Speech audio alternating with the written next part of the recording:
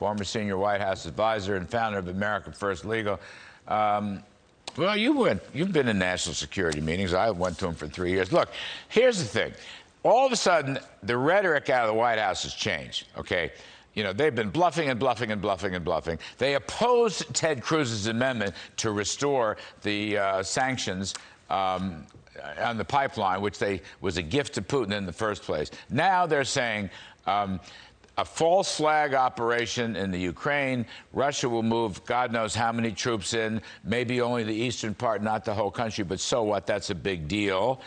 And I'm just trying to figure out, what are we preparing for here? We've changed our rhetoric. Now they're saying mid-January to mid-February. They never acknowledged that before, Steve Miller.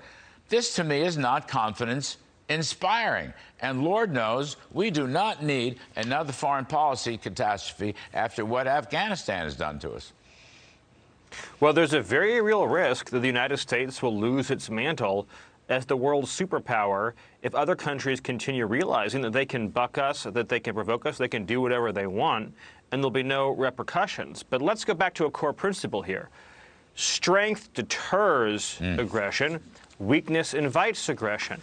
President Trump was the first president in decades under whose presidency there were no new wars, because he took a strong position from the beginning. He made it clear he was willing to use military force if necessary, and he rebuilt the United States military. Russia didn't dare expand its territorial ambitions. The last time they did that, who was in the White House as vice president? It was Joe Biden in 2014.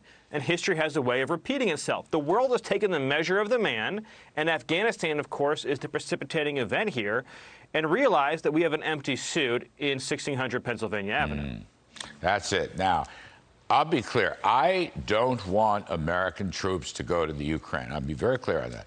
I mean, we have NATO commitments, and those things can be moved around. But I'm not talking about putting American troops into war. But I think, Steve, we have to do it. In other words, taking Russia out of the dollar-based financial system, that is something we could do. It's been done before. It was done in Iran, by the way, with considerable success, not the only place.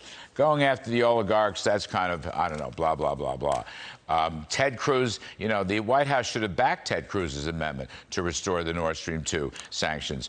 Any energy, you know, any natural resource. In other words, I'm hearing Madam Psaki say there's a threat here between mid-January and mid-February that Russia will invade for whatever reason. Steve Miller, what I'm not hearing is precisely what and how quickly we will do about it. Yes, and again, they're proceeding down this path because they know they'll be able to get away with it with this current administration in charge. But let's also take a look at the decision on Nord Stream 2. I mean, this is the clearest example you're going to see.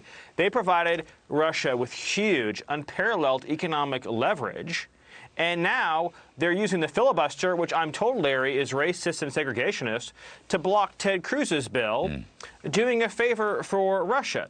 So the foreign policy here is inexplicable. Apparently, they're only concerned about Russia when Donald Trump is in office, and then only in the context of the Russia hoax. I'd also make the point that I read in a recent news report, I'm sure you've seen it too, the United States is thinking of scaling back unilaterally our own nuclear program. Right. I mean, this is unheard of. Russia's building up its arsenal. China's building up its arsenal. North Korea's building up its arsenal. Iran's trying to go nuclear. And here we are, we're going to unilaterally disarm. This mindset provokes aggression and creates instability the world over. Remember, right after Biden came in, what happened? Hamas attacked Israel.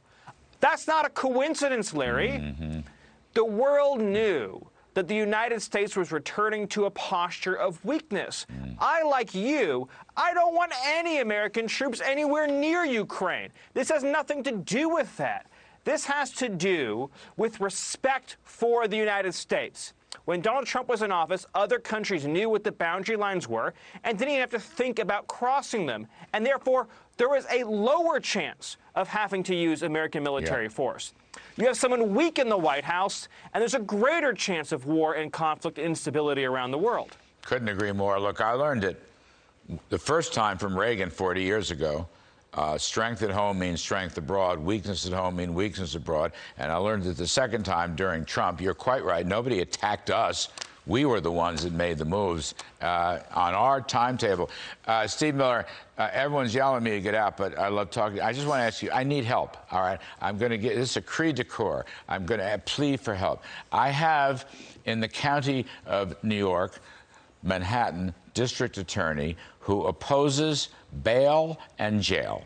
He opposes bail and jail. Okay, what am I supposed to do with this? And shouldn't this become a national issue, particularly a GOP issue, presumably, but I welcome a law and order Democrat if there aren't any left. But this guy, no bail and no jail. What am I supposed to do with this? Well, first of all, the new mayor of New York's mayoralty is basically doomed if this continues. I mean, he's already given non-citizens the right to vote. But if he has a prosecutor who won't put people in jail, then the New York project was finished before it even started, and there's no chance for recovery. And Republicans need to take the message nationwide, county by county, state by state, that we are going to vote these radical no jail, no bail prosecutors out of office, and this has to be a major motivation for turning out the vote in the upcoming midterm election. Yeah, there you go. Well said. The great Steve Miller. Thank you, my friend.